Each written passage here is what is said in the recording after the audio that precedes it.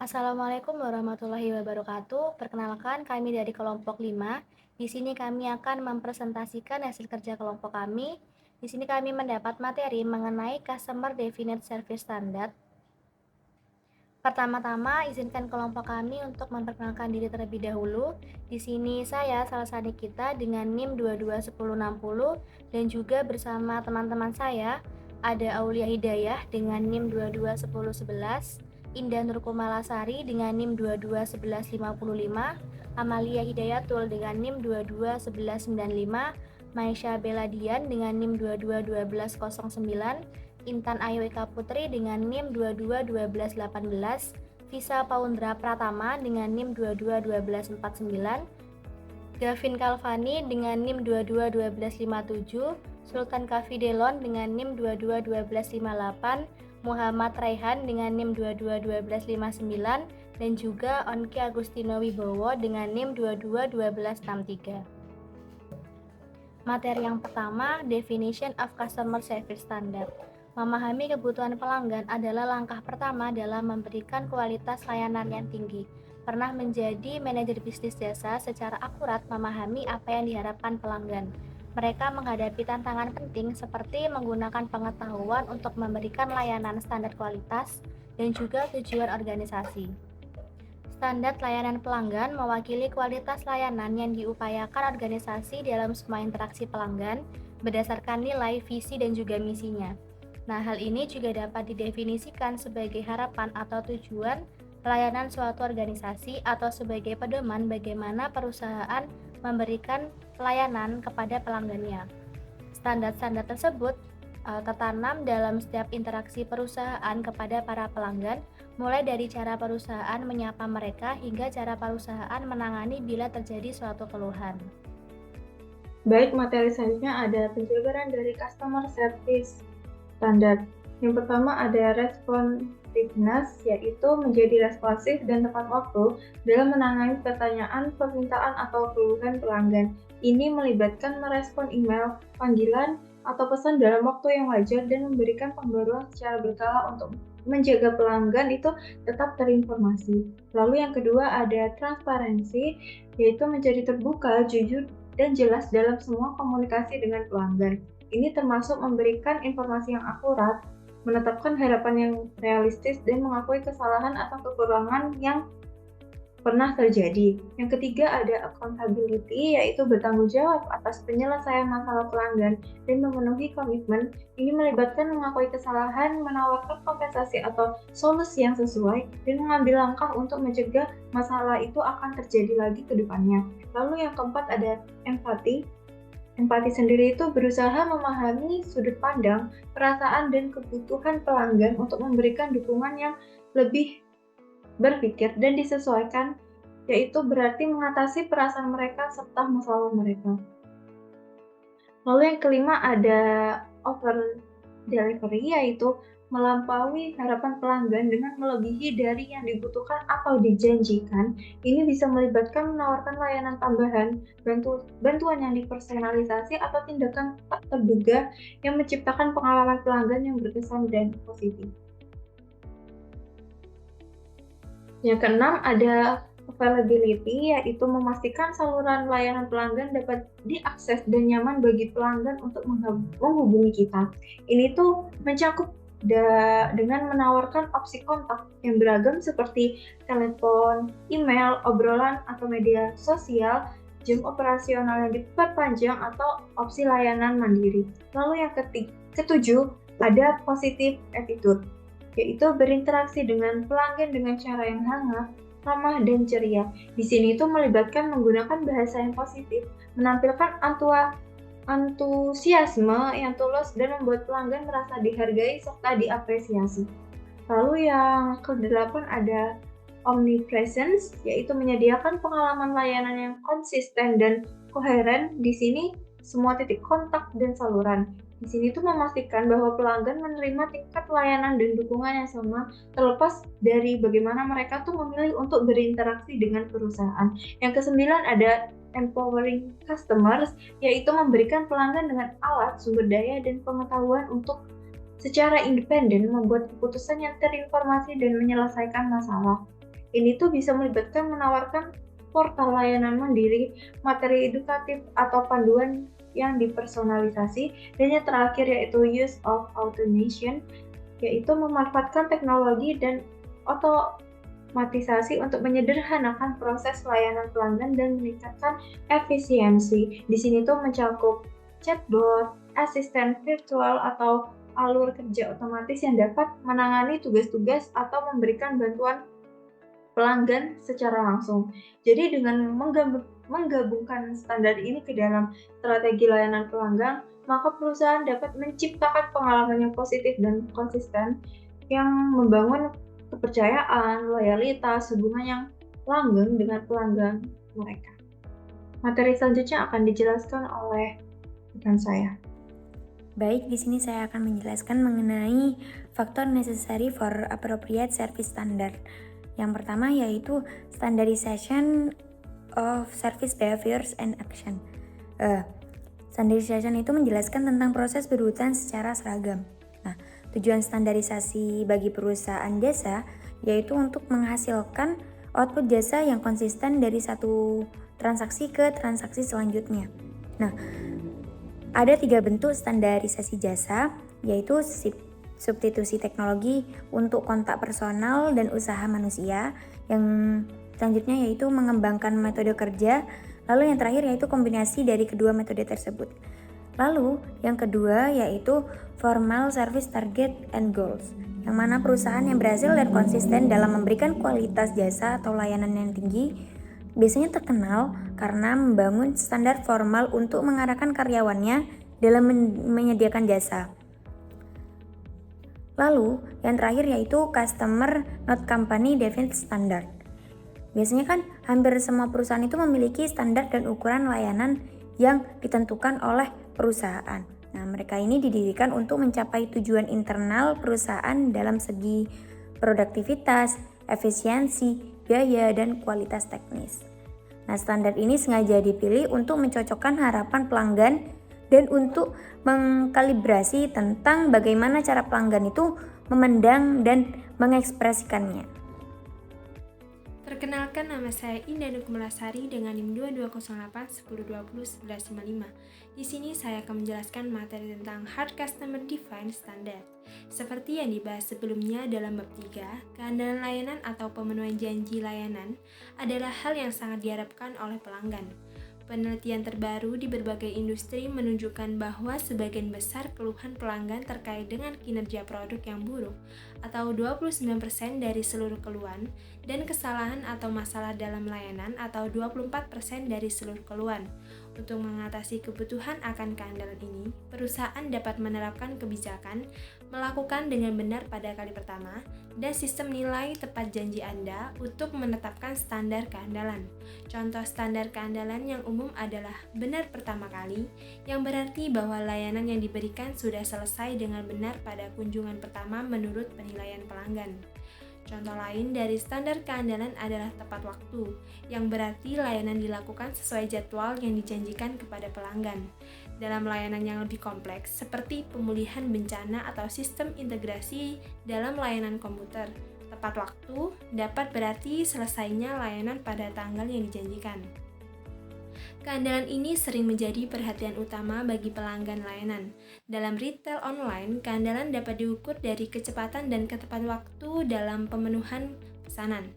Contoh konkret dari standar keandalan yang ditetapkan oleh pelanggan adalah metrik yang digunakan oleh komputer Dell, termasuk Ship to Target atau STT, tingkat insiden lapangan awal atau IFIR, dan perbaikan tepat waktu pertama kali atau OTFF. Dell mengikuti kinerjanya berdasarkan standar ini dan menghargai karyawannya berdasarkan pemenuhan janji atau keandalan mereka, yang seringkali mencapai lebih dari 98%. Standar layanan keras juga termasuk waktu respon perusahaan dalam mengirimkan produk, menangani keluhan, menjawab pertanyaan, serta respon terhadap pelanggan perbaikan, yang semuanya telah ditetapkan untuk memastikan kecepatan dan ketetapan waktu dalam melayani pelanggan. Tabel 9.1 example of hard standard include perusahaan DHL prioritas pelanggannya penginapan tepat waktu. Standar yang ditentukan pelanggan yaitu jumlah paket telat hari terlambat, jumlah paket salah hari terlambat, jumlah pengembalian yang terlewat. Kalau untuk perusahaan komputer Dell, prioritas pelanggannya adalah pengiriman tepat waktu, komputer berfungsi dengan baik, standar yang ditentukan pelanggan yaitu kirim ke sasaran, tingkat isi dan tingkatan awal, tarif hilang, salah, dan rusak. Selanjutnya saya akan menjelaskan mengenai standar layanan yang ditetapkan oleh pelanggan. Nah, standar layanan yang ditetapkan oleh pelanggan ini itu melibatkan penetapan tujuan dari perusahaan operasional yang didasarkan pada kebutuhan penting pelanggan yang dapat terlihat dan diukur oleh mereka. Bukan hanya fokus pada masalah internal perusahaan seperti produktivitas atau efisiensi. Nah, terdapat dua jenis layanan standar utama yang ditetapkan oleh pelanggan, yaitu keras dan lunak. Nah, yang akan dibahas dalam bagian berikutnya. Nah, yang pertama itu standar keras yang ditentukan pelanggan. Nah, seperti yang dibahas sebelumnya dalam bab 3, keandalan layanan atau pemenuhan janji layanan ini itu adalah hal yang sangat diharapkan oleh pelanggan.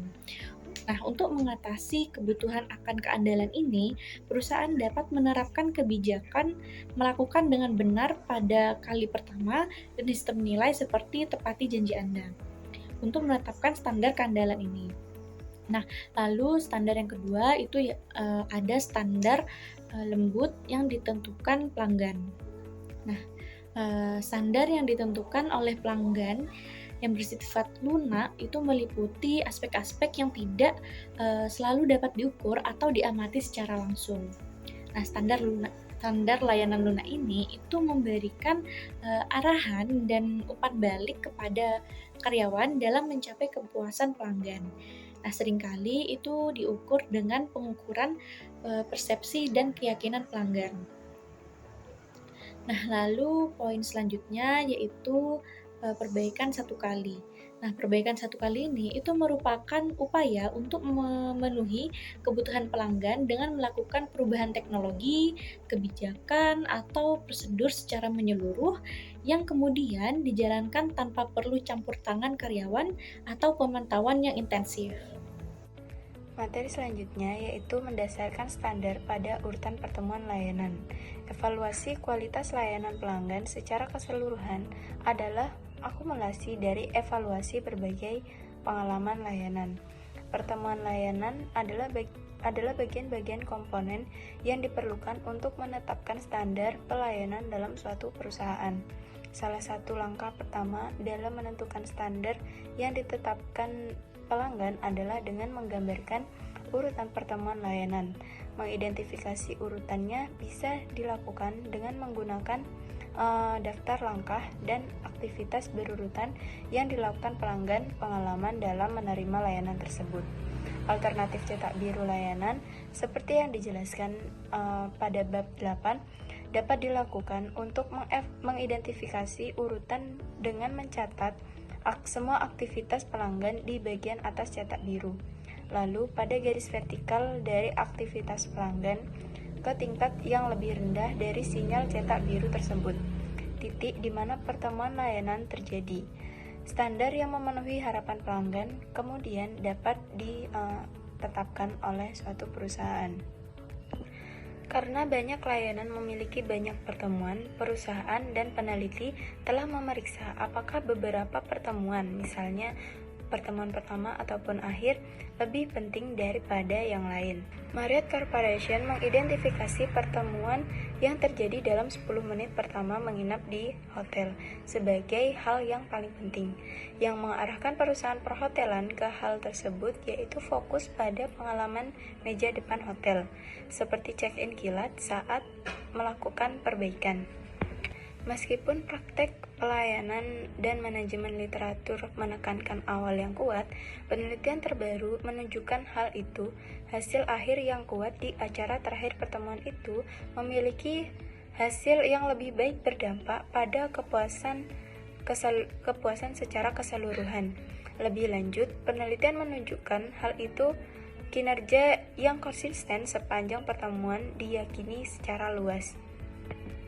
Perkenalkan, saya Sultan Kafidon Pamungkas dengan NIM akhir 22 NIM akhiran 1258. Di sini saya akan menjelaskan tentang materi expressing customer requirements as specific behaviors and actions, di mana menetapkan standar dalam istilah konseptual yang luas, seperti meningkatkan keterampilan dalam perusahaan, tidak efektif karena standarnya sulit untuk dipenuhi, menafsirkan, mengukur, dan mencapai ketika sebuah perusahaan mengumpulkan data.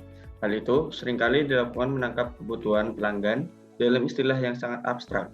Secara umum, orang yang dapat dihubungi atau di lapangan seringkali mendapati bahwa data tidak bersifat diagnostik. Namun, memang demikian terlalu luas dan umum. Penelitian tidak memberitahu mereka secara spesifik apa yang sebenarnya terjadi salah dan benar dalam hubungan pelanggan mereka, atau membantu mereka memahami kelihatan apa saja yang bisa dihilangkan agar maksimal tindakan penting dapat dicapai.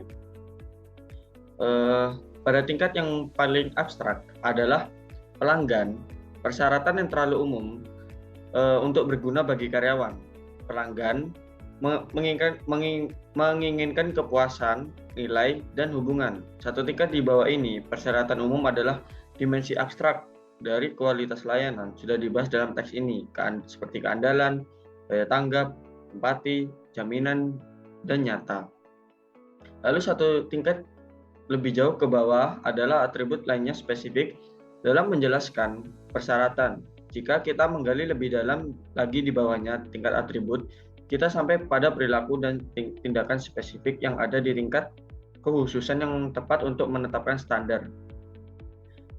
Ketika perusahaan berinvestasi dalam standar yang ditentukan pelanggan, yaitu sistem pengukuran yang dihasilkan jauh lebih berguna dalam mendiagnosis kebutuhan siswa karena penelitiannya terfokus pada hal yang spesifik, perilaku, dan tindakan instruktur yang memenuhi persyaratan siswa. Daripada menggunakan satu persyaratan umum atau 3 atribut umum, persyaratan siswa diartikulasikan dalam 14 perilaku spesifik dan tindakan yang berhubungan dengan instruktur, dan 11 perilaku spesifik dan tindakan yang berhubungan dengan isi kursus. Perilaku ini dan tindakan jelas lebih bersifat diagnostik untuk mengkomunikasikan apa yang terjadi baik dan buruk dalam kursus. Lalu manfaat tambahan dari pendekatan ini adalah bahwa umpan balik tentang perilaku dan tindakan kurang bersifat pribadi dibandingkan umpan balik tentang sifat atau karakteristik pribadi. Itu juga lebih mudah karyawan perusahaan untuk melakukan perubahan yang berkaitan dengan perilaku, bukan pada ciri-ciri kepribadian. Lalu yang kedua ada measuring behaviors and action. Pengukuran keras untuk mengukur perilaku dan tindakan terdiri dari penghitungan atau audit atau tindakan berjangka waktu yang memberikan umpan balik tentang kinerja operasional suatu standar pelayanan. Yang membedakan data dari pengukuran lunak ini dapat ditangkap terus-menerus dan operasional tanpa meminta pendapat pelanggan tentang mereka. Dalam pengukuran ini dan pengukuran sulit lainnya, ukuran sebenarnya melibatkan hitungan jumlah dan jenis tindakan perilaku yang benar atau salah. Di suatu tempat di sistem operasi, tindakan ini dan perilaku ditabulasikan, seringkali melalui teknologi informasi. Ukuran lain dari tindakan keras termasuk penyimpangan jaminan layanan. Beberapa kali jaminan layanan diminta karena layanan tersebut dilakukan tidak memenuhi janji. Jumlah waktu seperti jumlah jam atau hari untuk menanggapi pertanyaan atau keluhan atau menit yang dihabiskan dalam antrian. Dan frekuensi yang terkait dengan standar yang relevan seperti jumlah kunjungan yang dilakukan ke pelanggan.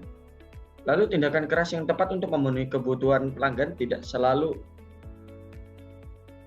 jelas, dan potensi untuk dihitung atau melacak aspek operasi yang tidak relevan sangatlah tinggi.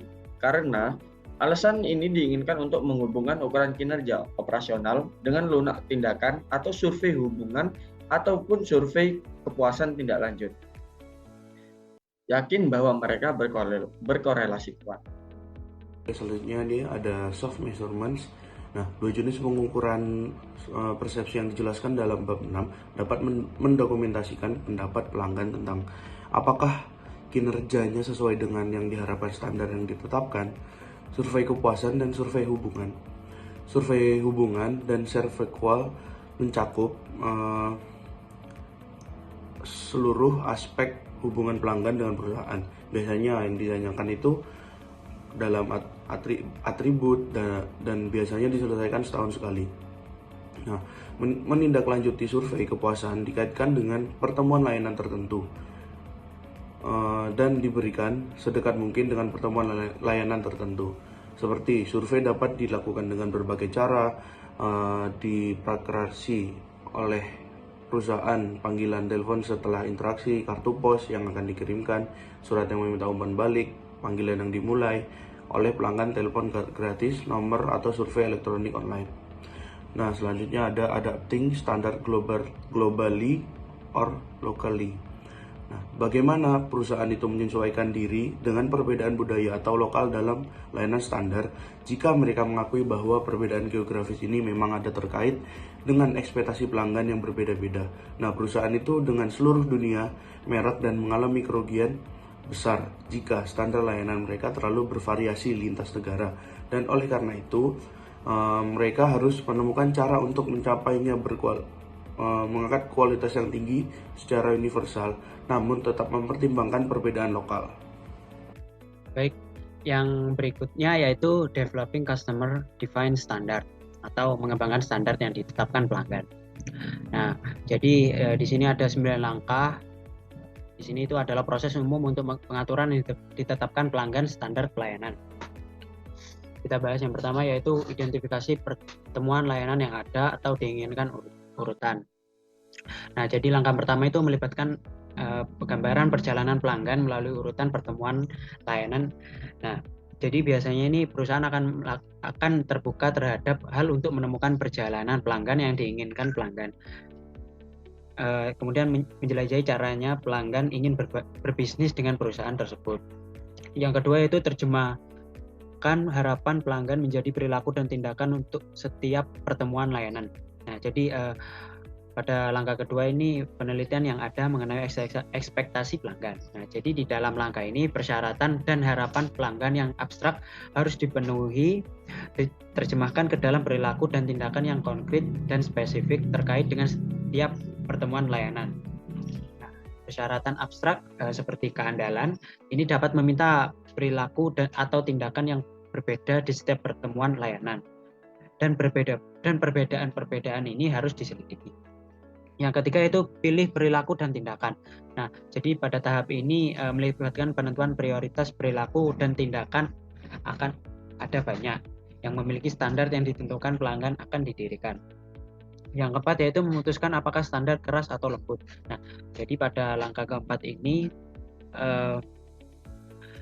harus diterapkan untuk menangkap perilaku dan tindakan.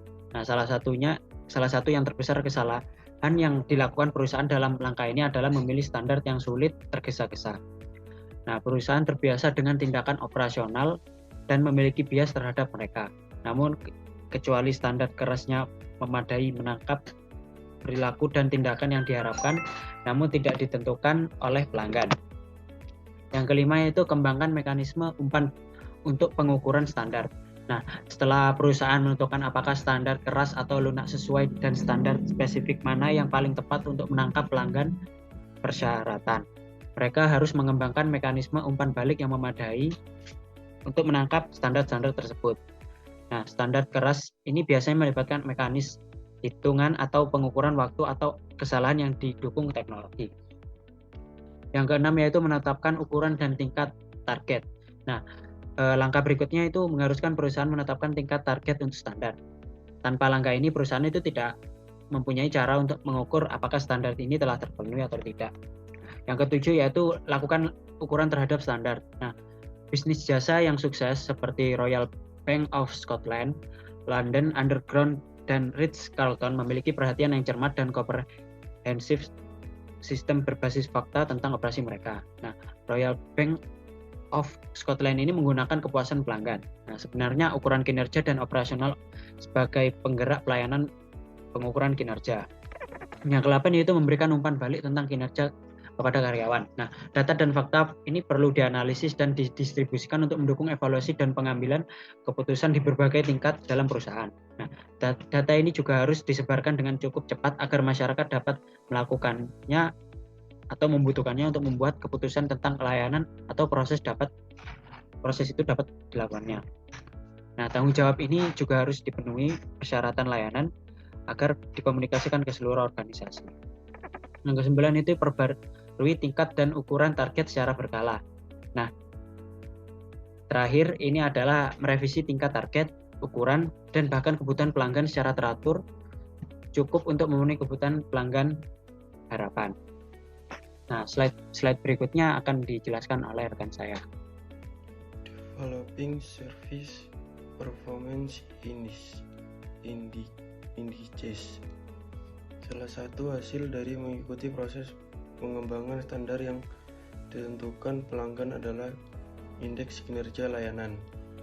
Kinerja layanan indeks adalah gabungan komprehensif dari hal-hal yang paling penting standar kinerja. Pengembangan indeks dimulai dengan mengidentifikasi pergerakan standar yang ditentukan pelanggan yang akan digunakan oleh perusahaan perilaku berkendara.